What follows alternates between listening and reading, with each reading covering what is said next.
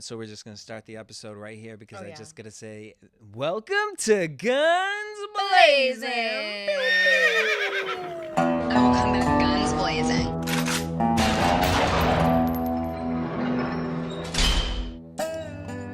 Wait, Scotty eats Natalie's shit on their OnlyFans? What? Confirmed? What? Is that a, are they posting that on the blogs right now? Are we recording? Oh no. Yeah. We always- we're recording. I just Listen, we can't open the episode. I mean, where did you see that? Did that just naturally pop up? No, look. First of all, if that just naturally was like, oh, Jocelyn confirmed. Yeah, because they're going back and forth. So Jocelyn's saying everything. As much as people say Natalie needs to be humbled, so does Jocelyn. Yeah. Okay, because they're going back and forth. The fighting over who made Zeus pop. Excuse me, Anna. I can't. Okay. Anyways. Oh my God, you guys, we can't talk about baddies this week. We're baddied out. We're baddied out. So Very baddied out. Yeah, and we fuck Zeus Network though. Sign my petition. Fuck Zeus. I don't care. You guys are gonna say I'm a hater. I don't give a fuck. They're abusing people.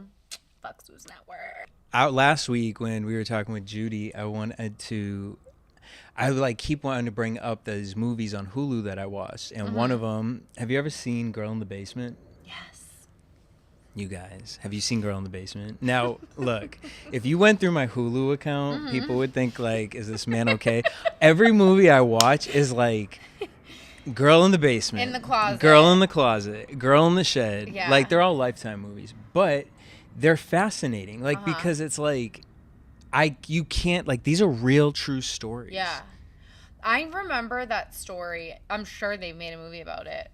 The girl that, like, the husband and wife kidnapped her, and then he kept her as like a sex slave in a box under his bed. Wait, what? And he had her head in like a cage. Hold on.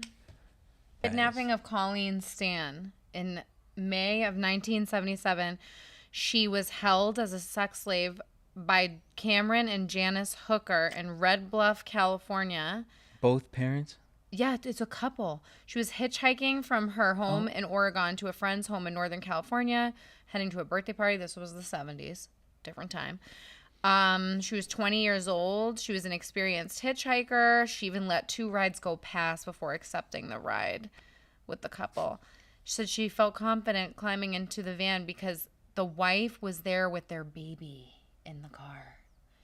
And then when they stopped at a gas station, he went to use the restroom. Janice got out of the car and went down to the lake with the baby. He tied me up and placed a box over my head. And then she was subsequently locked in a wooden head box that was designed to prevent light, sound, and fresh air from entering. And then she slept literally in a coffin. I know you lying. No, I swear.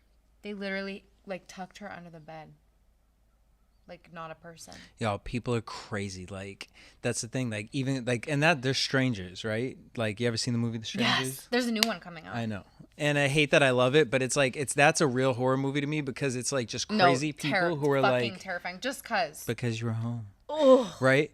But like, the Girl in the Basement is like, it's a dad.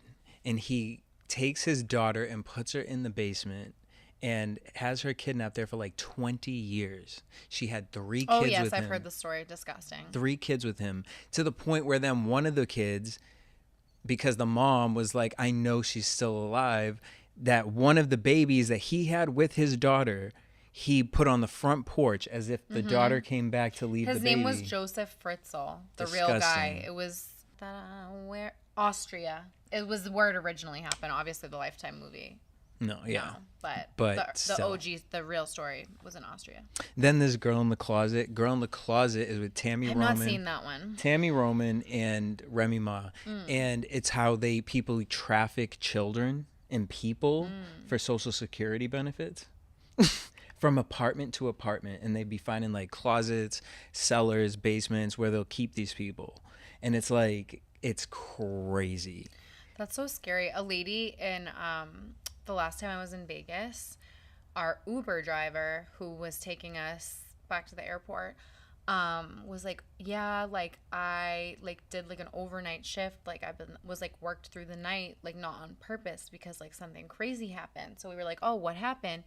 And she proceeds to tell us a story that she like someone called an Uber, and then when they got there, they just put like a woman just like put the kid like a little kid in this Uber, no car seat, nothing, like closed the door and like ran off and like wanted the Uber to just like take this kid to some random destination, like a child.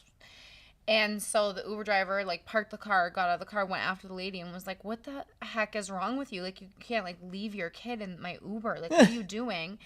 And the lady was just like, they got into a verbal argument, whatever. The Uber driver ends up calling the cops, and apparently this woman was like trafficking kids.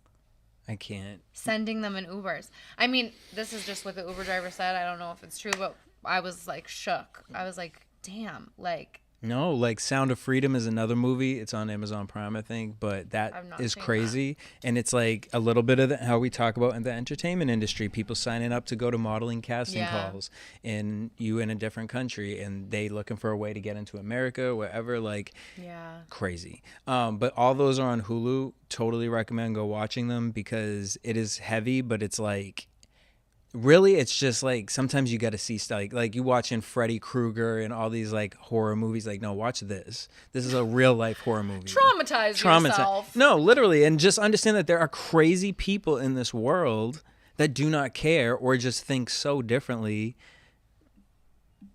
about their morals and values and just tapped. Man, oh man. Girl. Tapped.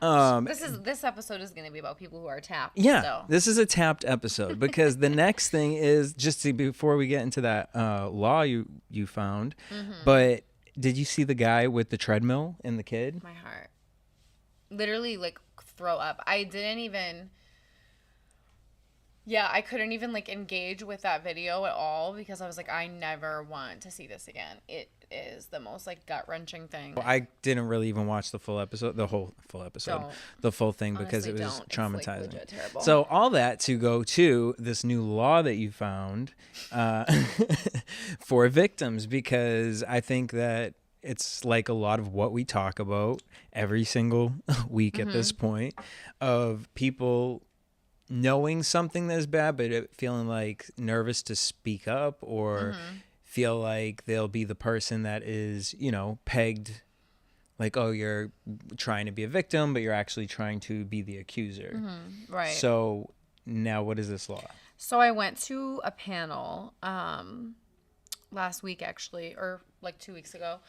And it was a panel about working in the industry post Me Too. And it was facilitated by Hire Survivors, which is a group that advocates for victims of sexual harassment, assault, who have spoken out to continue to be hired for jobs in Hollywood because a lot of people get blacklisted. So anyways, they hosted a panel, and in that panel they talked about how this new law was actually just passed. So Gavin Newsom signed a bill. So Gavin Newsom signed the bill on October 10th. It went into effect January of this year. It's called the AB 933 law. It's an amendment to California's civil code that seeks to discourage those accused of sexual misconduct from filing frivolous, retaliatory, libel, and defamation lawsuits against their accusers. The bill adds language specifying that, quote, communications made without malice regarding sexual assault, harassment, or discrimination are privileged, and that if a defendant wins a defamation suit in these cases, the accuser who filed the suit is on the hook for the legal fees. Specifically, the bill states that the defendant would be, quote, entitled to reasonable attorney fees and costs, plus treble damages for any harm caused to them by the defamation action against them, in addition to punitive damages. So basically, in summation, if you are, and this is specific to like a work environment, but it's important. It's getting to where we need to be. But basically, if you are going to, in a work environment, complain about a person for sexual misconduct, harassment, etc., and that person then tries to file a defamation lawsuit against you, they can't stop them from doing that. However, what this does is it discourages them from filing because it can backfire on them, essentially. Okay. They can, because a lot of times these claims are baseless and they know they're going to lose, but it's specifically to intimidate you out of saying anything. So this gives victims more legal recourse to handle that should that arise. More push to the Yeah. motive. Okay. And in this industry, we need all the help we can get, right? Period. All right. Love that for California and hopefully the whole country. places will take suit. We'll see. All right. So the main thing that we wanted to talk about was Julie. Our documentaries. Yes, our documentaries. Julie hit me up one night and was like, "You need to watch Synanon." That's all she said. Yeah. I was like, "Okay."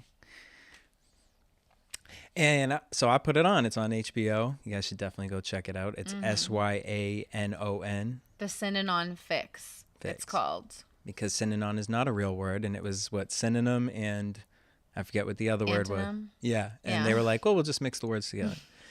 And at first, I'm watching, and I was like, "Oh, this actually seems great." Right? It was a vibe. It was a vibe. It was really a vibe at first. And you for know sure. okay, so basically, what it was about is about a bunch of addicts in California, and this I forget what's the guy's name. That's so funny because I don't remember either. The main guy. I'm going to find him right now. So he starts a basically like AA club. The founder, Charles, a.k.a. Chuck Dietrich. Chuck Dietrich. Boom. So Chuck starts. First of all, where did you even hear about this from? I just popped up on my HBO Max. Oh, so you recently had watched it and then that's when? Yeah, I literally told you while I was watching it. Oh. Yeah. I was like, okay. So Chuck starts this little group thing because he was an addict himself. Yeah, he was an alcoholic. Yes. And in this group, he created a game. And the game is called Synanon. And it's literally just, we would sit here and rip each other to shreds. Yeah. Which Say the meanest things you could possibly think it's of. basically reading, Yeah. but like next level reading. Yeah. And everyone has to leave. The idea is we get it out and then we are able to work through it, whatever. And it it helped a lot of addicts in the, what was this, the 70s? It went from like the 60s into the 70s. Yeah, because I was shook at how long this thing lasted for. Yeah, hold on, I have notes. But basically, yeah, it says it was founded in 1958. So Yeah, it was. Yeah. So from like the 60s To the 73. to the 70s. 73 or something like that. Was when it was. And it started like, they started off like the concept was very inclusive. Yeah. He was like all for Inclusive, no. desegregation. Yeah, inclusive, but it was really just for addicts Well, at first. at first. Yeah. And then, Which is why I was like, okay, this is good. Yes. But then they started like living together. yes, well, then they all lived together. But where it really derailed is when they started letting people in called lifestylers. Yeah. Because the lifestylers were the people that were basically funding the operation. They were not addicts. So he applied this these methods or whatever that he used to help addicts and was using it to kind of to create a community of sorts. Yeah, because at Cult? first it started like a halfway house, basically. Yeah. And then it turned into like a halfway house apartment. And then Mm-hmm. investors and these other people started coming in and being like, oh, this is a fun game. It was the game that really started making people Yeah. get addicted to it. To the point where then like the whole thing goes from it being like an after school like hangout session to Handmaid's Tale. No, it got so insane. So, like, basically, like, all from, like, what I gathered, like, there was some questionable stuff going on, but for the most part, it really started to derail when the rich people came in. Surprise, surprise. And then they said the people who were originally part of the organization, like the addicts, said that it became lifestylers versus addicts. So basically, like the wealthy people who weren't addicts versus the people who were like there from the beginning, like, what the fuck? Like, this is not what this is about, you know? And one of the people had made a comment. They said, the addicts knew Chuck when he was just Chuck. They didn't see him as a god, whereas the lifestylers did. And, like, it's funny because the whole time I was watching the documentary, I kept thinking of that phrase, absolute power corrupts absolutely, because here's a guy who really did start with, like, good intentions. Yep. You know what I mean? From what I gathered. And just wanted to help people. But as his, like, star rose and as people were paying more attention to him, More he just power. it made him crazy. Okay, also, was it this one or We Live in Public where the guy dressed like a clown? We Live in Public. Okay, never mind. Yeah, we'll get to that. PRB. Oh my God, that was crazy. We'll get to that. Okay. Then there was that girl. So there was one girl who was in Synanon from the time she was a kid. Well, I'm sure there were a lot of them, actually, that became part of it. But there was this one woman that they interviewed in the documentary who was in it since she was a kid. And her parents ended up leaving, and she stayed. And because her parents saw it kind of like going in a weird direction. And so she stayed. And then she said, my parents said that they knew that I was in a cult when I shaved my head. Yep. Yeah. Yeah, like it was that they bought it. So again, halfway house to apartment complex to then they purchased land, and then it was like people lived there, but then at the same time some people lived there, but then they worked outside or had regular jobs to the point that then he was like, no, we're gonna create a law. Yeah. And everyone has to work here, and you have to we're going to create an ecosystem. And if you didn't want to do that, you were going to get kicked out. And then that turned into, they started having kids and they started being a productive community, to then it was like, the population's getting a little crazy. So all the men had to go get castrated. And a lot of them, it was crazy. Like that one guy, he was like, I didn't even know what that was. He was like, I was in my 20s. Yeah, he was like, I was 20. He was like, I didn't know what that was. I thought it was something I could reverse in the future. Oh, my heart. I know. That really destroyed me. You know what else? Kind of circling back to that law we talked about, one of the tactics that they did, which Scientology I know has done this as well because I've watched a lot of documentaries about Scientology, is that when a bad article came out about Synanon, anytime a bad article came out, libel lawsuit. Yeah, and that's a tactic, and it's just, again, when you guys are paying attention to like news stations, companies, networks, like, and you see certain patterns, like, you know what I mean? Click it together. One, this is funny. Synanon's original ethic was the power of poverty. Yeah, because basically all these people would work, and then they would come and bring their checks basically to Synanon, and Synanon would put all that money together, and you're giving, it's literally the government on a small scale. If this can happen on such a tiny level, yeah, exactly. What is happening on a larger scale? And this was the best documentary for that. I know, it was so good. Well, also they said there was a preoccupation. Their original ethic was the power of poverty, but then he became preoccupied with money and wealth. And at the height of Synanon, it was worth $22 million.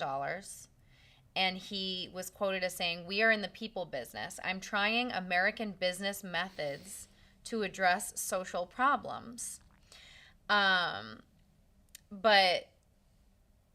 the really interesting thing about that, too, is that he then became a religion. Yeah.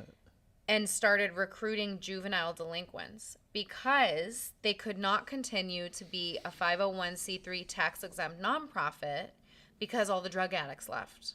So they weren't helping people anymore. It's not a nonprofit if it's not a charitable organization. And then when they started recruiting juvenile delinquents, as you know, because you watched it, it became like rife with abuse. They were just abusing kids, like really just derailed completely from the original concept, all because they got obsessed with money. Yeah. And lost sight of the original goal, which was to help people. And it was the weirdest part of the whole documentary, though, was watching how... No, this was crazy. Wait, I'm like, what? Like, the are you hell? gonna land here? No, the craziest part was watching people talk about it and still almost have a love for it. Yeah, because I think, well, it's just like any abusive situation, right? Like, I look back even on like bad jobs I've had, and it's like, oh wow, that job sucked, but it's like, yeah, there were like aspects of it that were fun. Yeah. Like, it's anything, no situation, like, people like to think so black and white. And I think that's why it's really hard, actually, for people to understand the nuance of things like abusive relationships. Like, why would you stay if it was so bad? And it's like, because there still is like glimmers of good in there. You know? No, because I think even too, like, I think there's 2 companies, but one specifically, there's people from it that I just feel so connected with in a way, and it's like we're friendly, but they're not like my friends, but like the trauma bond. It's a trauma bond. Because we all went through it together. No one outside of it is gonna get it. Get it. And completely. It was just, a corporate company, but we all saw it, we all experienced it. I wouldn't have been able to get through it if it wasn't for those people. But having that attachment, yeah, I mean, and it's a thing that it's like, I love that period of time because I experienced that with those people. Exactly. Like, you still, even though there were aspects of it that were bad, like, you still have fond memories. There's still aspects of it that you look fondly on. So the other portion of this is like government wise, right? So then I've always also talked about how working in reality, I see how people can cultivate something, and if they're doing it again on this level, what is happening on a government level. But the other portion of it was, what was I just going to say? Oh, I hate this. And it's gone. And we're high again. Wait, actually, and if you remember it, just interrupt me. But one of the quotes that I loved so much, because we talked about this in an earlier episode, was, and I don't remember when or who I was talking to, but I remember talking about Not it. the weeds I kicking. remember talking about, like, no, but like how people really like are desperately lonely and want community. Yes. And that's what drives people into these like fucked up situations. And one quote that really resonated with me in this documentary was Judi Diedrich, the founder's daughter. She said, so many people are crushingly lonely and don't have community. It was tribal, such a comfort. It was this, Yes. It was this love and a need for connection. Yeah. And I really think that is the core of like all of it, of any like abusive system. The core of it, and like what draws people in and like what keeps people in, is just wanting community. Yeah. So, and all right, I remember what I was going to say though. The other portion of it was, okay, if I would, like, I was kind of thinking about reality TV with the game Synanon. Like, reading, it became like, I feel like Real Housewives of Atlanta really like put that on the map mainstream wise. And there's something to that energy. And I was like, if this guy, what if this was, you know what I mean? Because let me go down my conspiracy road of like government being involved in something and testing something out on a group of people to see, you know what I mean? Like, Yeah. if we use this, how can we control people in a way? You think so? I don't know. No, it was just a thing that I thought, because it was just like, that's an interesting game for this guy to create, and how obsessed people got. No one said anything about like, oh, I love the community, like eventually, because they were in it. Yeah. But the draw was the always the game. game. I just think that that's weird. Like, Yeah. yeah, that's a fun activity. Like, I do like therapy. Do I want to make therapy my life and like live with my therapist? Like, no. Yeah. You know what I mean? Like, the addiction to the game from not only addicts, but then people, that to me is like, there's a psychological thing there of where does I think they were trauma bonding. I think that the appeal of the game is that you are all going through this thing together that is traumatic. Yeah, okay. Like, you're verbally abusing each other. And it's like, I'm sharing the craziest parts, because some of it was them just saying how they feel. Right, exactly. And it's so like, now I'm you being know the vulnerable with you, nastiest sides of and me. you're attacking Yeah. me for it. It creates a trauma bond. Yeah. That's really what it is. Oh. Well, Because some of us just want to feel something too, you know? yeah. It's true, because I think about TikTok, right? And like, it's like some people just sit on there, and sometimes there's no one in the room. And it's like, okay, I get you want to sit on for an hour, maybe two, to wait and see if people are going to come in. But some people just be on there. Oh my God, you know what we should talk about next? What? The other documentary we watched, because that reminds me of that. Documentary number 2, let's go. Number 2. So then she was like, watch Synanon. And so I started watching. I'm like, oh my God, what was this? I saw this documentary years ago. Oh, you did? Really? Years ago. And I remember watching it before. And I watched it before I was even in reality TV. And honestly, probably right when I moved to California, 2010. And I remember watching it and not really understanding it. But then I was like, I looked it up. I just remembered there was some sort of thing where they lived underneath New York City. So I Googled it, and it's called We Live in Public. And it's on Tubi. It's free. Yeah, it's free. Watch it. It's crazy. And I just want to, like, I have so many thoughts. Like, it's just such a good piece, especially with everything we talk about, and just someone that understands reality TV and having, like, your life be put on blast. And then now it's like you have to deal with the idea of fame and none of the perks. Yeah, and with no perks. Like, and this happened in 1999. Yeah, like he predicted it. Yeah, because this guy was an artist. Yes. Right. Okay, let's get into the tea. Let's get into the tea. Let's get into the tea. So basically, this man wanted to create this thing. The internet had just started, and He made a bunch of money because he created chat rooms. Yes. Or like he was like one of the like founding creators of the chat room model, and it was he called hosted, Pseudo.com. Pseudo.com. Yeah. The guy's name, Josh Harris is his name. Yeah. We go. So in 1999, after he had made all this money and, you know, was living in New York, he was like a tech bro. The .com kids. He was rubbing elbows with, you know, New York elite, like artists or whatever. So he invites a bunch of like artists and who's who to help him create this human experiment.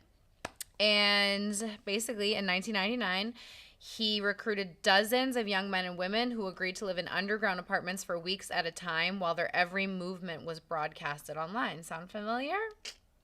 Soon, Harris and his girlfriend embark on their own subterranean adventure with cameras streaming live footage of their meals, arguments, bedroom activities, and bathroom habits. Okay. So basically, yeah. Long story short, this guy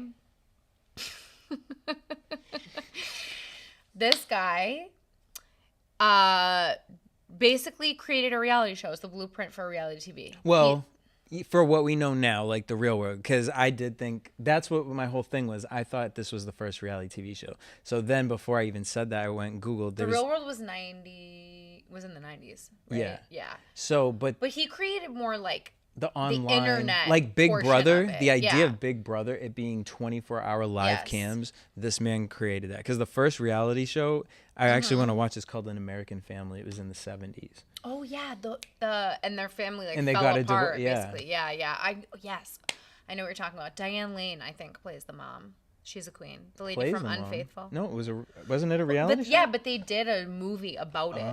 Okay. Oh, you're talking about the actual show. Yeah, okay. I never even knew that existed until Yeah. I told you about this. Overall, now he was an artist. Let's really put it that way. He really was. So the idea of everything, first of all, the amount of money that went into this. Oh my God, millions of dollars. Millions of dollars. Do you what was? But he ran out of money, so.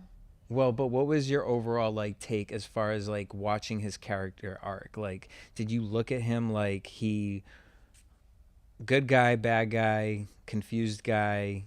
Like, do you feel like he did it? Because my homegirl watched it, we were watching it, and she just was like, this guy's fucked up. And I was just like, is he though? Or is this his art? Like, he's literally showing No, he was people... living. To me, he was like living his art. Yeah, because the clown To me, thing. he knew that living in public, he saw what it did to other people and then decided to do it himself, knowing what the cameras did and what having cameras around did to the human condition and how it completely altered people's behavior.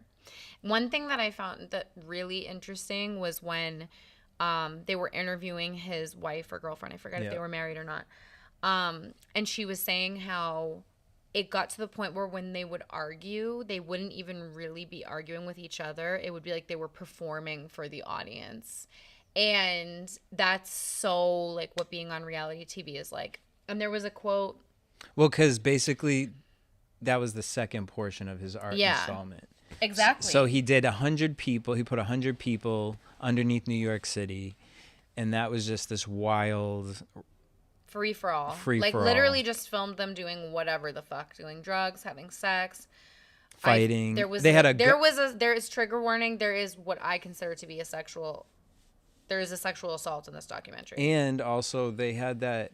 It was literally a room of all these like rifles and guns. Oh, the gun range in there was crazy. And they trained people to be like, they had to pretend as if the world was gone and that they had to build a civilization. Yeah. So then the second part, so they finished that. Well, no, they didn't even finish that. The cops found out that this was happening. On New Year's Eve, on Y2K, New Year's Eve 2000, the cops raided and busted it open.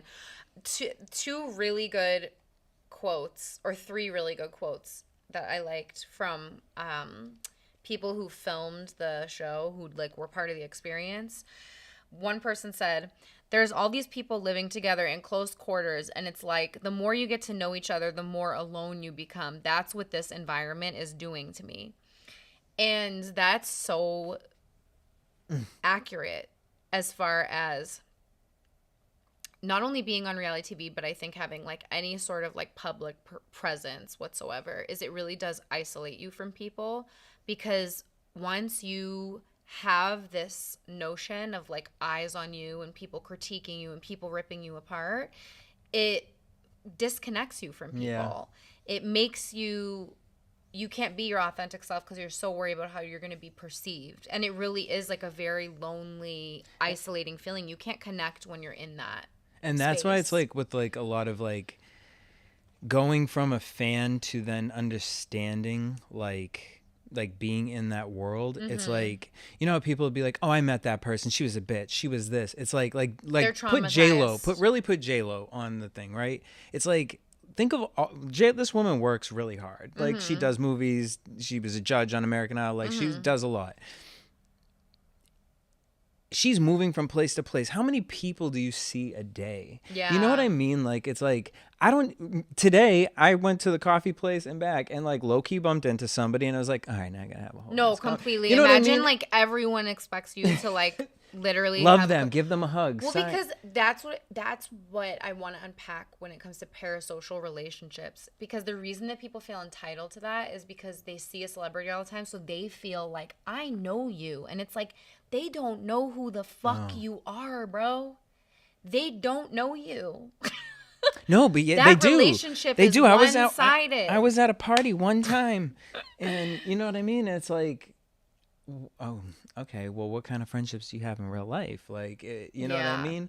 But it's like, so to have that pressure, because you do see it. Like when I first started interviewing people, I didn't understand how to pull certain conversations out of them because most people, you think about it, like I hate red carpets because it's like you go to a red carpet, Zendaya's there to answer whatever she's talking about in the movie. She's on, and then whatever mood she's in real life, she's got to put this presentation on. So it's like the same questions. It's dry. It's not It's not human connection. It's a product. And then you learn, once you learn that, and then you get that sense where it's like you start understanding, like, okay, and then that person understands that you get it, and then they'll let their guard down. But like in short instances and things like that, like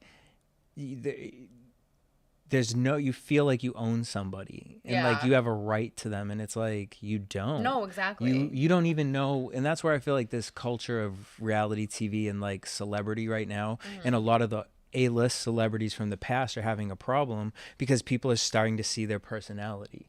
And it's like, well, we didn't love you for your personality. We loved you for your persona. But yeah, basically with We Live in Public, the thing I found really interesting was they talked about how like people wanting fame is about like wanting to be loved and all that. He talked about that.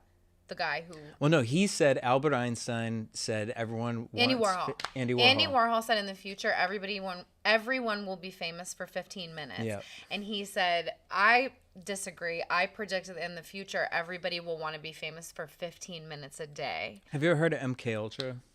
Yeah, I've heard of it. I'm not like super familiar with it, but it's like mind control, right? Like it's putting imagery into people's heads and watching We Live in Public. If one man can do this on a small level to drive people crazy. I also found it nuts that like I have never heard of this person because literally that like talk about like an innovator of the 90s. He was getting millions and millions of dollars. They had a CIA psychiatrist working there doing interrogations on all the people, like getting into their, which that also reminded me so much of reality TV when they were interrogating people. Like, what was your childhood like? No, with what a guy with a gun relationships behind like? you. What was this like? Like all of that, like it's so insane to see like the parallels and how it literally is. It all And boils talking to you down like to you're a just like problem. manipulation Yeah. and just like understanding the human brain and how it works and like streamlining a way to control other people. Because these people were prisoners. Because if you signed up for this, you could not leave it. Yeah, you couldn't which is leave. why then the police came in and was like, "We're knocking gotta this. go." This is shut it. Wrap it up. Wrap it up. I don't care how much you guys spent on all of this. But so then you think, okay, wow, this is so crazy, right? And all those people, honestly, a lot of them had good experiences. Then also, sorry, really quick. Also, one of the things that really struck me was that the guy, which I keep forgetting his name, he just has the most like basic white person name ever. That's why. Josh Harris. Josh Harris. Josh and Chuck were the two most forgettable fucking name. Okay, sorry to any Josh Harris is watching. Josh Harris. Okay. Josh Harris had the CIA psychiatrist there to, quote, learn techniques to break them. So they were psychologically like fucking with them while the experiment was going on as well. And one of the things he said was the eyeballs that perceive that moment give it power. It's this, it's having an audience creates a different energy. Like that is really what creates the out of character behavior. And I just thought that was really interesting. Yeah, like I go back to that scene where it's like, okay, you went into this and you knew every place there's cameras and everything. Mm-hmm. So the shower was like this like clear glass. I don't know if it's glass or plastic, but like multiple people could go in it. So that guy that went in it, where they all started getting crazy almost, and that guy went in it, and the other guy went in to go take a shower too, and he was like, "You're really gonna come?" And the way he snapped on him of wanting his privacy, and it's like, but you don't have privacy. No, but literally, but that is how you feel like in the situation. Because like for example, obviously I didn't do that, but like when I did reality shows, there's no doors on the bathroom. Oh yeah. There's like a curtain. So you have like somewhat like privacy or whatever, but there's never, you can't like go in a room and like shut the door. No. Like you can't go anywhere and like truly ever be alone. And just knowing that, like just having that in your mind puts you in fight or flight mode because it's like, I compare it to like when you're driving and even if you're not doing anything wrong and there's a cop behind you. Yeah. Or if you're at work and the big boss is there. And so you have to be like super fucking like well, on it's top just of your creepy, shit. like too, like say all the girls are downstairs, but you're up in the bathroom. Like I think about this all the time when I'm on a show. Like you gotta maneuver through the house. So sometimes you got production of camera guy in the bathroom with you, and you just sitting in there like, even if that's triggering for you, too bad. This is what you sign up for. Hey, you signed up for it. This is what you sign up for. Everybody's favorite phrase. And that's why we talk about it, so that now people, when they do sign up for it, they know exactly what they're signing up for. Know exactly what you're signing up for. Make sure. Make sure you know. Another quote. Okay, yeah. Sorry, I'm really no, because I love it though, because I know that this one really resonated. Josh Harris said, people are willing to do stupid, dangerous things in exchange for fame. Yep. And that was what he touched upon when he was talking about how people just want to be loved, like, and that people who seek out fame, like, something is missing, like they want to be loved. But fame, the thing is that you go into it, like, because I've expressed that to you, that I know that was the root of, like, me wanting to be, like, on TV and all that. And you go into it thinking that you're going to be loved because you're going to get all this, like, public affection. And for some people that does, you know what I mean, happen. There's celebrities that are beloved and they have all these fans. But the problem is that when you put your stock in the collective and the public and to strangers, they can turn on you in an instant, and then your whole self-worth is shot. Yeah. Like, if you're putting all your eggs in that basket and you're going into it seeking out love from people, you'll never be happy because you will never please everybody. Everybody will not love you. And you'll always focus on the negative and not the positive. Yeah, and you'll always be focused on you'll be focused on everything else versus yourself. You know, someone said to me, "Are you growing inward or outward?" And I was like, in their mind, they said outward was like upward. That's what it was. Inward or upward. And in their mind, they were like upward. In my mind, I'm like, I feel like you should be growing inward. It's like it's almost like a push and pull, right? It's like, as you understand the world and the things around you, you start to then understand yourself more. Yeah.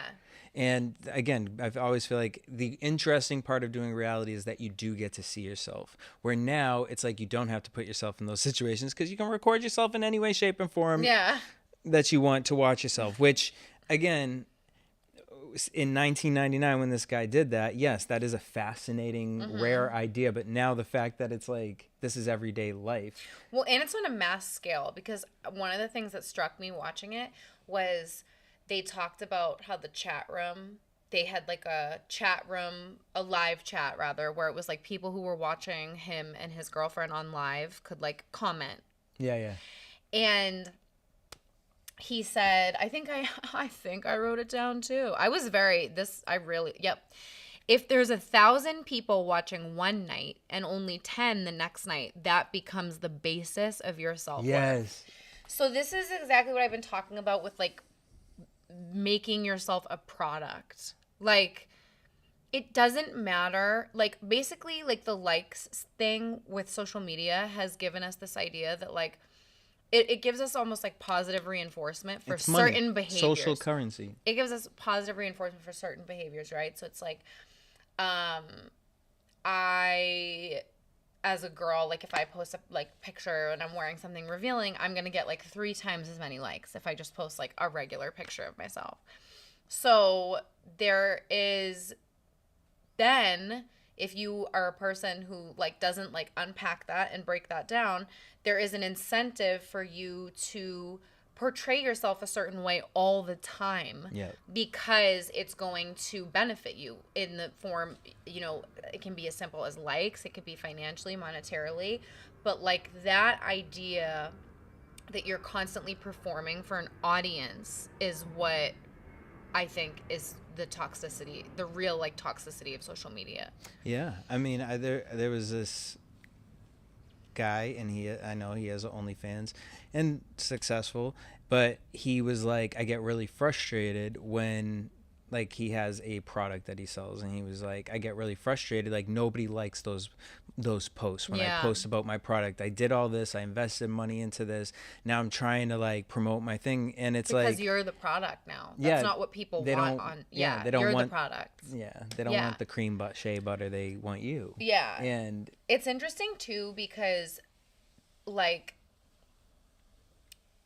I noticed that like accounts on like social media, like algorithm wise, and I'm not like a super expert on this shit by any means, as you know, I try to like be kind of removed from it a little bit, but I know like I've noticed that like accounts that do well only do one thing. So it's like, this is a fashion account, this is a food account, this is a sexy account, this is a dog account, but like nobody, like unless you're like a super celebrity, like people don't want to just see like Yeah, because your regular how I life. think it is kind of like Pinterest. Like I hear people saying they love Pinterest the most.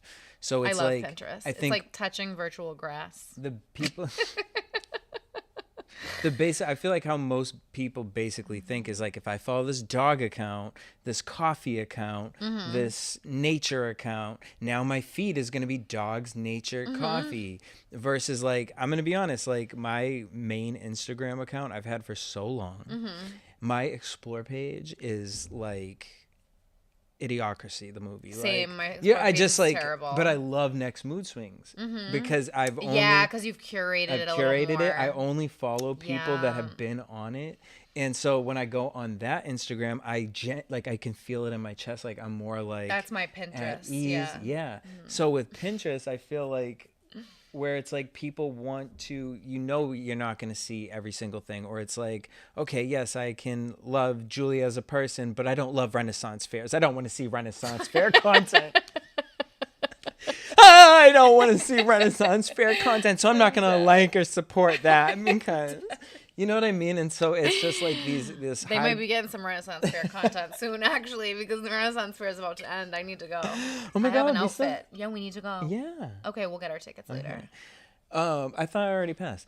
Okay, but so anyways, but all that to say, like, it's like, and it creates this detachment, this disassociation. Again, I'll go down, I'm not going to go down the, And then people are lonely, dating and then apps. they're The fucking dating angry, and they're fucking, like, the reason people are like, why are people so mad? Why is road rage so bad? Why are people fucking fighting in the streets and fucking violence and all this? And it's like, because people are desperate for connection. Like, that's the like sad thing about it, is like people are pushing other people away because they're so desperate for connection and like just don't know how to connect. Like, we have no sense of like community, taking care of each other. People are so desensitized to like violence, and just, it's terrible. it's like the person that hurts you the most probably needs the most love. No, kinda, exactly. 100%. yeah.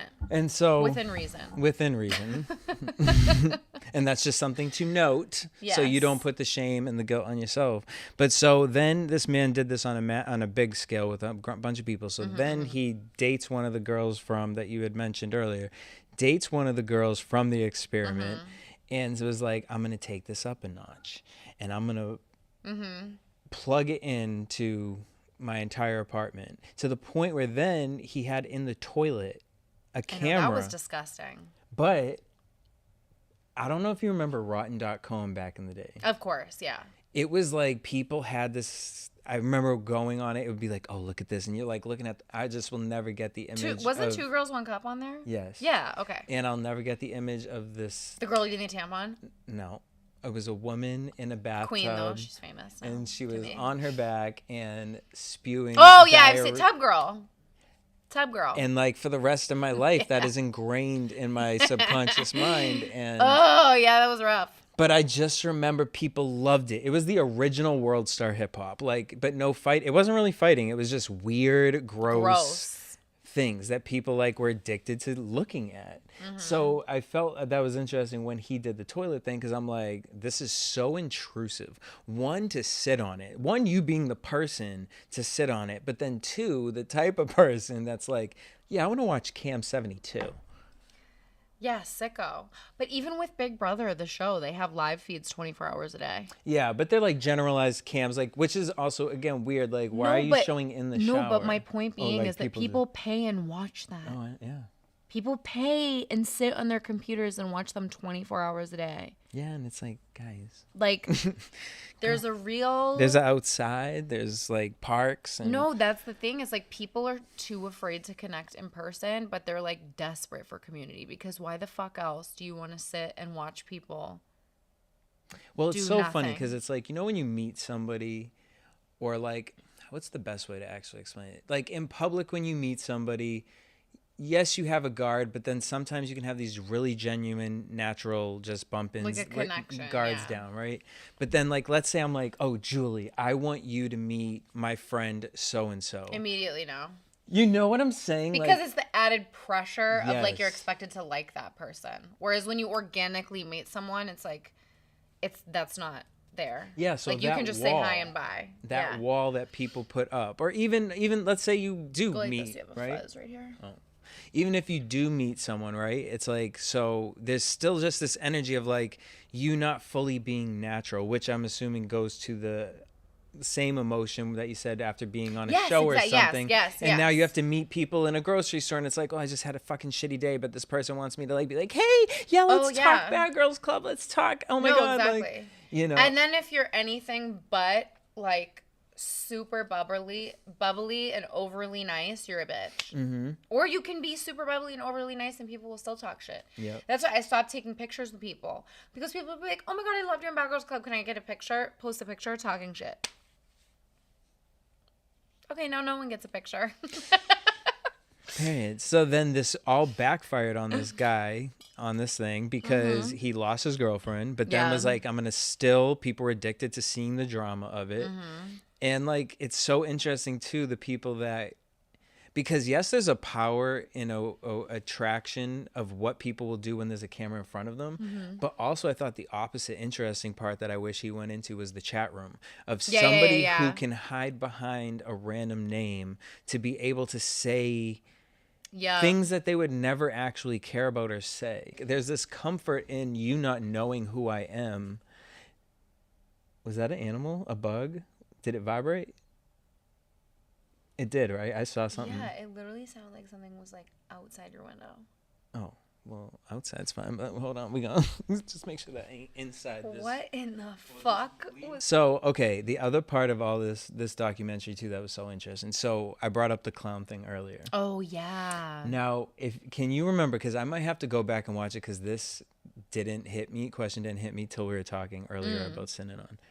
I want to remember, like, if during that experiment when he started doing the clown thing, is when people like it almost like triggered the craziness. Because at first everyone was loving the experiment. Yeah. And then all of a sudden something just happened where everyone just started going crazy around the same time. And I wonder if it was him. I don't.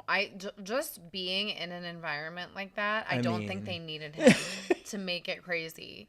Like, just having a camera. They had cameras literally in their little pods. Remember, like, the little cameras? Yeah, like, it would be like, your bed is this right here, this couch, if you're listening. And this is the camera. And the camera's right here.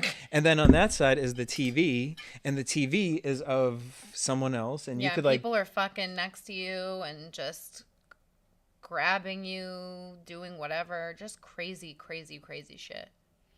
So what your overall like kind of take from him, because then after that he went on this meditation, like he went to a farm. He went never been to seen again. Yeah. Well, no, he went to the farm and now he's in Africa. He's in. Oh yeah, he's in Africa. Somewhere overseas. It's definitely Africa, Ethiopia. but I just forget where. Oh, Ethiopia. He's in Ethiopia and he called one of the women, the older woman from the experiment, and she was like, "I thought he was gonna offer me all this money." And he said, I don't have any. And honestly, he looks like just happy as He looks hell. way happier. Yeah. That's the funny thing, right? It's like this guy, and there's so many stories like this, but this guy, he was a multi-millionaire. He had the world at his fingertips. He made all this money off tech. He was an artist. He did this human experiment, which basically like predicted our future in a lot of ways. And wasn't happy until he ditched all of that and literally went to Ethiopia and like dedicated his life to like helping kids, people. Like so many rich people, it's like the same song and dance. Like, and what's crazy is you've never heard of this. It's not going to make you happy. Like this should be like. I know. I was blown away. And maybe you have. If you've heard of it, please and please talk about it in the comments so we can go back and forth. I want to know. But like the fact that like. I've worked in this industry for this long and have never heard anyone else talk about it. Never be referenced to anything. I know. And again, I question him and the experiment, like going back to the Synanon thing, government being involved. Like I just, me and a conspiracy theory. The fact that they've made movies like Tiger King, which was, I mean, it was a great, the Tiger King's a show, but they make documentaries about stuff that happened like 2 years ago. They have or movies about stuff that happened last year, and it's like the fact that a movie has never been made about this man, like, legitimately blows my mind. Yeah, because it's not only just the one experiment; it's the two. And honestly, I you couldn't could do a movie just off the one experiment. Oh, yeah. Of him doing the one experiment and then it getting blown up at the end of 1999, like going into 2000, the end of an era, like, and then 9/11 happened. Like, you know what I mean? Like, it all just, like how we were talking before about how, like, how much the world has shifted since 2020 and COVID, and how it's literally like before COVID, after COVID. Like, that was Y2K and specifically 9/11. Like, I feel like the experiment is a unique one where I feel like his life almost is kind of like the Truman Show. No, completely. That's like what, Yeah. But I've never seen anything to that experiment in. I know. That's even like reality so show wise, weird. like it's the ultimate reality show of death. Like, yeah. Yeah. But it glamorized it. They had this dinner table like that when they were all banging on the dinner table because Yeah, they started to like riot. Basically, they started to go crazy. Scary. So it's like just watching that and Synanon back to back. Because the thing with Synanon brought me to Scientology, and it was just like, when did Scientology start? Because did this end? And then they were like, oh, we got a new idea or something like that. No, unfortunately, there's lots of freaks out there. L. Ron Hubbard was a science fiction writer first. So he started as a science fiction writer, and he had actually written in a journal that the only way to make money was to start a religion. And he was actually really good friends with Anton LaVey, who's the guy who started the Church of Satan. And he saw Anton LaVey's kind of like star rising. Like, Anton LaVey was like hanging out with celebrities and like all that stuff. And so he was like, I need to start a religion. And thus Dianetics was born. And then from that became Scientology. But like, it's always like the interesting thing about like these systems and these groups is it always starts with a seed of, let's give you a community and let me tell you what's wrong with you and how we can fix it. Yeah. Take this test. Let's see. But the test is always going to point you to you're us. Fucked up and we're the only people who can help you. Yeah, because I remember I did that test one time in Hollywood. You did? Yeah. When I first moved out, I didn't know what Scientology was. I mean, I did, but like... loosely. I knew it because the Illuminati people back in the day used to tie the two together in a way. Oh, really? Yeah, but when I had first moved to LA, it was right on Hollywood Boulevard. But it was how they did it. It didn't look like Scientology. It looked like this cool thing. Yeah, and no, they were that's like, what they bro, did. like, come on, take this test here. We're gonna hook you up to this machine and get your vibes. And I'm like, oh, okay. And then all of a sudden you do it, and they're like, oh. Bro, you know what? You need to come in and watch a movie. You've been experiencing some... Yeah. You've been sad. Yeah. I feel like you just moved out here, huh? Yeah, you know, it's lonely. They prey on people. And then they brought me into the thing, and you had to watch this the movie. And I was like, oh, yeah, this isn't for me. And we didn't watch the movie. I was like, I'm not trying to sit here. And they block you. They do that. They block you. Yeah, I know. It was I've never done it, but I have friends that done it, and everybody tells the same thing. They took the test, watched the movie. When I tried to leave, when the movie got weird, they got weird. No, it was like it was not forceful physically, but like it was a hard thing to just walk up and get out. Yeah. Like, well, everyone in there had a question. Well, why? Well, maybe this is, you see, it feels like you're being defensive. Why don't you be open? This will teach you to be open. And it's like, again, on me, like, bitch, was at Dave and Buster's. Yeah. Like, I'm not trying to watch I am nothing not about trying to watch this fucking movie. No, I was friends with a girl who was a Scientologist, and I found out she was a Scientologist because she started dating this guy. And, you know, like, your friends are dating a guy, and so you show your friends his Instagram. So, like, me and my other friend, like, we're, like, creeping through his Instagram with our friend.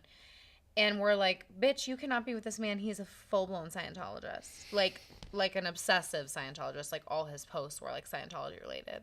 And she's like, why? And I'm like, do you not know about Scientology? Not knowing she was a fucking Scientologist, by the way. We were friends for years. She hid it from me.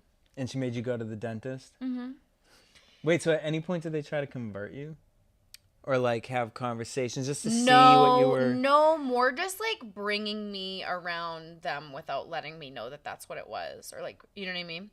But so, and I think I got on a mailing list somehow because I started getting all these invites for Yeah, so fucking that's my thing. If you do that, do not take that test, because if you do that test, they have your information and they will continuously send you No, stuff I still for get years. stuff. I still get stuff. And I've moved like 8 times by now.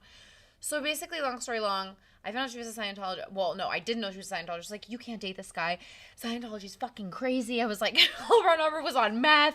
My friend's like, they banned him from every country. That's why he had to live on a boat. That's why he created the Sea Org. It's true. What? Yes, he was literally like, not banned, but like he was like legally in trouble because he was like a corrupt fucking lunatic person. Like all these fucking people are. And, anywho, so we stopped being friends. Like, she got super weird after that. Like, then I ended up finding out that she was a Scientologist, that she had family members that were Scientologists. And I confronted her about it. I was like, you lied to me for like 2 years of friendship. Like, what the fuck? And she was like, I didn't lie. I just blah, blah, blah. And said, like, she wasn't at a level to talk about it. Yeah, no. So I watched this thing on TikTok, and it's Streets LA. Mm-hmm. It's this guy. We need to get him on here. Honestly, he's the most amazing activist of our time for me personally. Like, to watch him every night on this little live, and the way because I never knew nothing about this. I knew Scientology stuff to a certain point. I didn't understand the trafficking of humans with it. And he sits out. Like, honestly, one day we should go down there.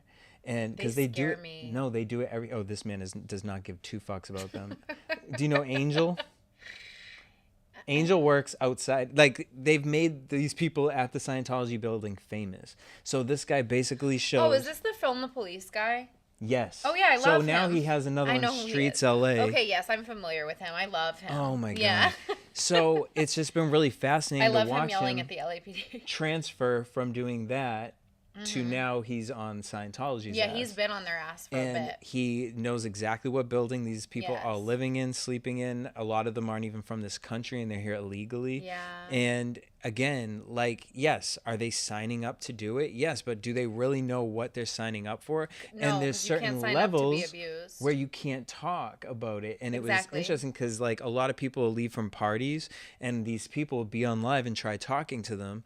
Some of them will, but the thing is most of the people that are a part of it, it's so crazy to see how many people, like, are so naive to what is even going on and what because they they're not actually allowed. think it is. So interestingly enough, this girl, I obviously like found out she was a Scientologist, like started like going back through our friendship, like what the fuck. And I remember that one of like the first time she came over my house, I was watching the Leah Remini show. Which I haven't watched, and I need to. You should. And she was like, ugh, like, please turn this off. Like, I can't stand her. And it was because their people in her family had past relationships with her, which now I understand why. So I'm not going to, like, get specific with it because, you know. But point being is, like, they are, like, told to avoid consuming any negative media about Scientology.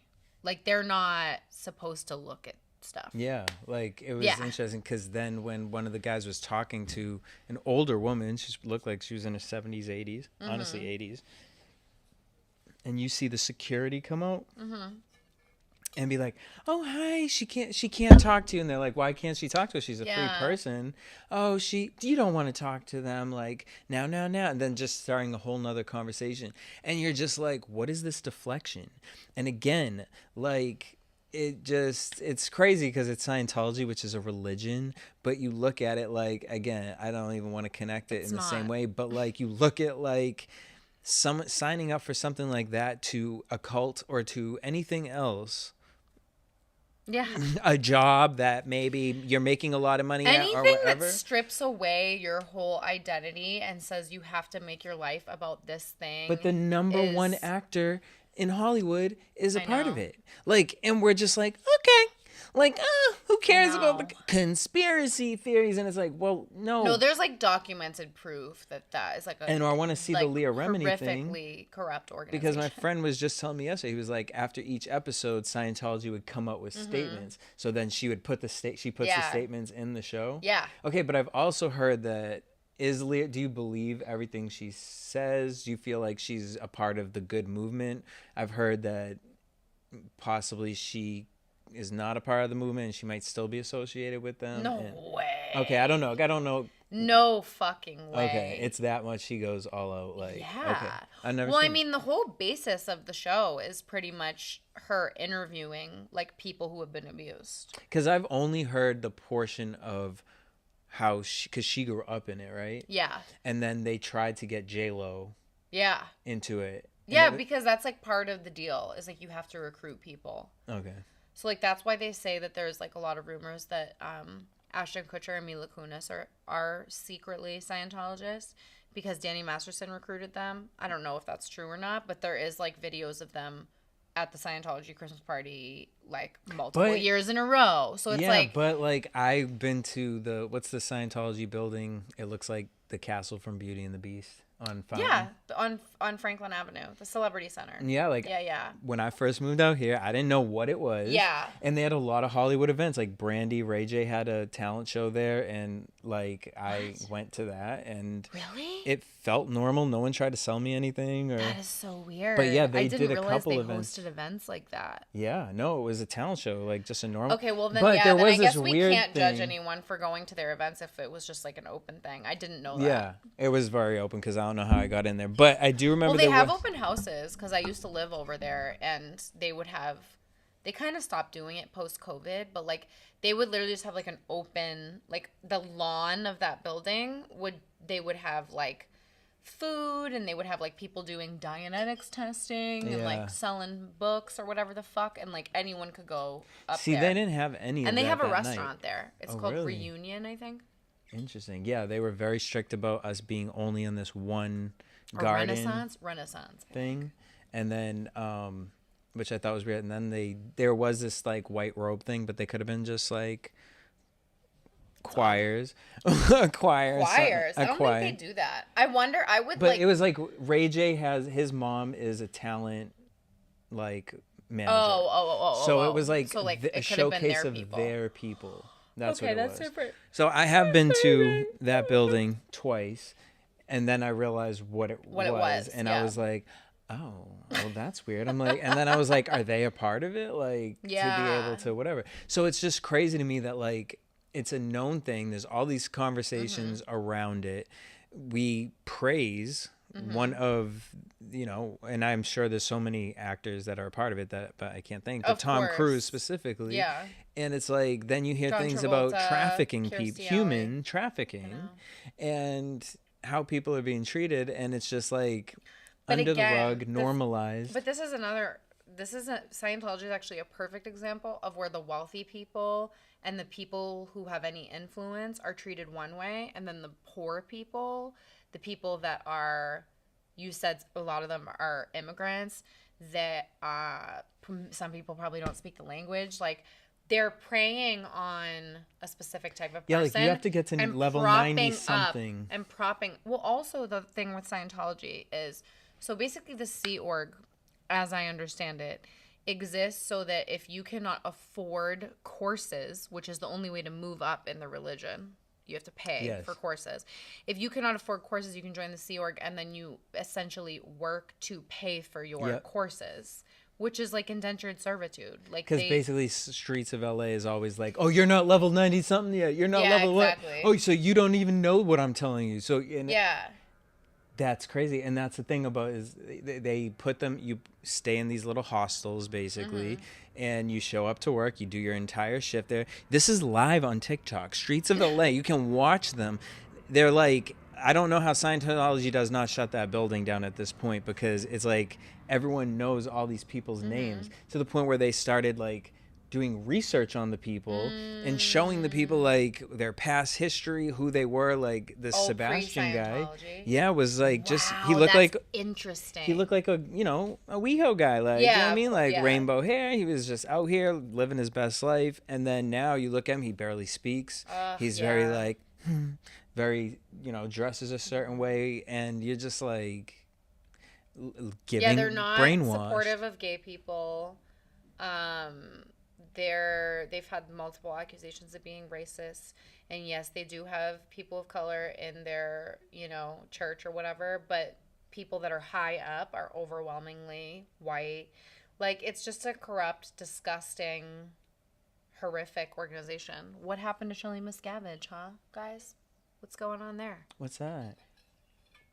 Okay, wait, I know we didn't... So the reason that Leah Remini left Scientology is because David Miscavige's wife, Shelley Miscavige, hasn't been seen since like fucking 2009 or something. Okay, wait. And he was big in the organization, right? He's the guy. Yeah. He's the like L. Ron Hubbard died, and David Miscavige is the dude. Okay. His wife. Let me see. Let's go. When was the last time?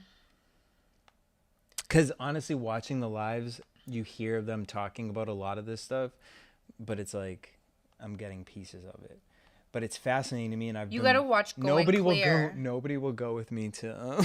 I'll go with you. To Hollywood. I'm not afraid of them. I want to go. One on Hollywood Boulevard. I'm not afraid. I'll go with you. It's not the big blue building. It's like the. No, building. I know one you're talking about. The like little one on the corner on like Hollywood, right on Hollywood Boulevard. It's like a bookstore. Yeah. They have a bunch of buildings on Hollywood Boulevard. They also have a charity called the Citizens Commission for Human Rights. And they also run the Psychiatry Museum. It's called Psychiatry Industry of Death, and all it is just about how the psychiatry. Wait, that death museum?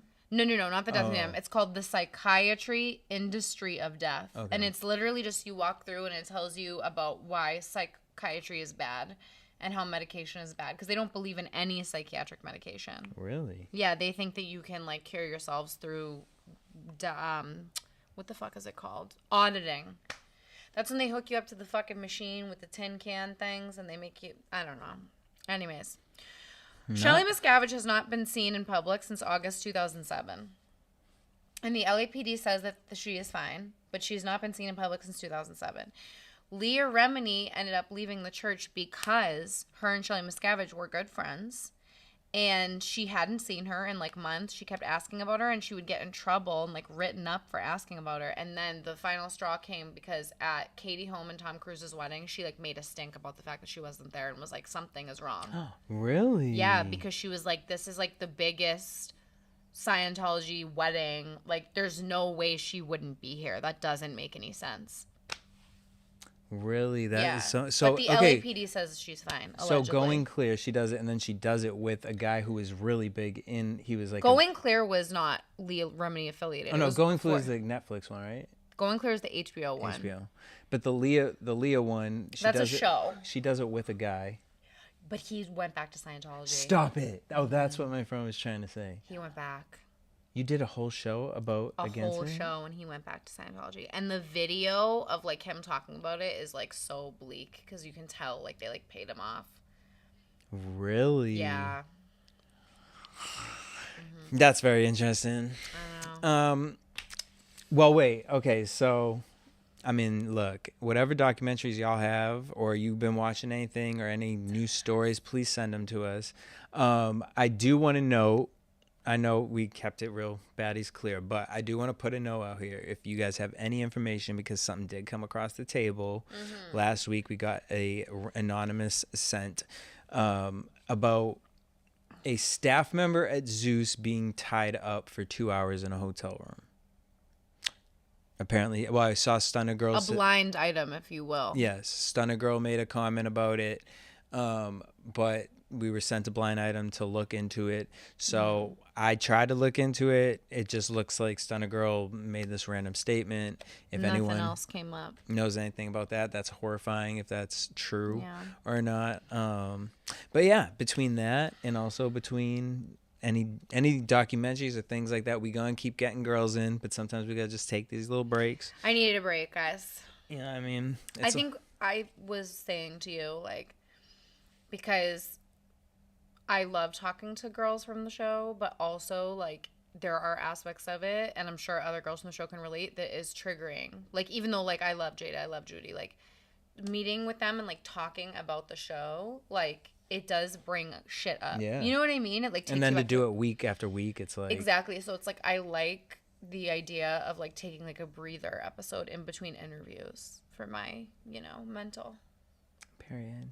That's all. And that's what we, you know what I mean? So that's why if you guys could send us some more documentaries and things like that, like I would love for us to actually one week I really want to get into churches, like especially within Christianity, because you hear so many conversations of cults and churches, and then honestly, like between Scientology and Synanon just gagged me. Honestly, Synanon was a gag. It was a gag. Synanon and We Live in Public, and then all the Hulu girls and all the things. Go watch all those movies. The Hulu girls and all the things. The Hulu girls.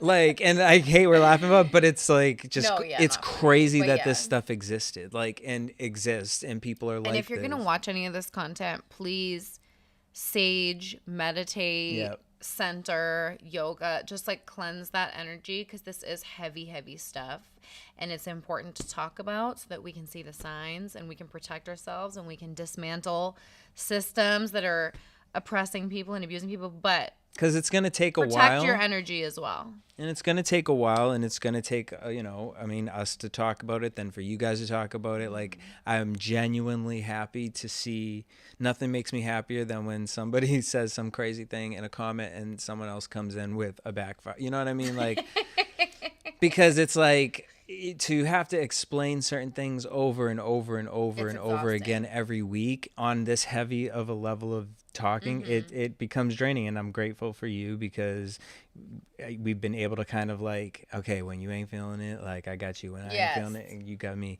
kind of a thing. So please, you know what I mean, send some any information or any documentaries or whatever you guys think we should be talking about or moving towards. I appreciate what you guys sent this week for us. Yeah. And, you know, we'll be back next week. We're going to do a little digital thing next week because I got to hop up out of town for a little bit. We're going to do a little digital get down. Digital get down. Also, the fact that Justin Timberlake is just still out here is just like, I don't. In the way on like social media. Let's talk about people who need to be fucking canceled. Yeah. Justin Timberlake, you had your day in the sun. Let's hang it up, babe. Because honestly, we don't like you. No, well, all that to go. Sorry, I know we was about to close out, but I do. For Brittany and Janet. For Brittany, I want to finish this with the Brittany note. For Brittany, they just popped this article out that she got carried out of the Chateau Marmont. Oh my God, I know, my heart.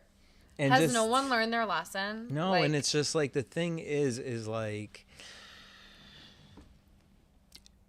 watch We Live in Public. Yeah. And then look at Britney Spears' life. And then look at that picture. It fries your brain. Yeah. It fries your brain. It's not good. And you lose yourself. There's a part of you that you lose.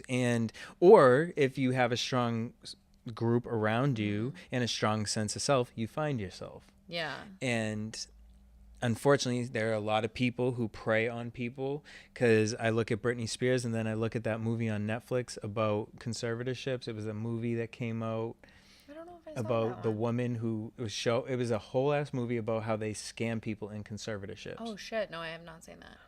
I care a lot. Oh, I've heard of that. I didn't watch it, but I've heard of it. I care a lot. Okay, I'll Again, watch it. If this is happening on a little level, what is happening on a larger level? And all that to say, look at Synanon, We Live in Public, and then just go look at Britney Spears. And yes, cancel Justin Timberlake. I can't. Fuck Justin Timberlake. Until next week. Bye. Bye. I will come back guns blazing.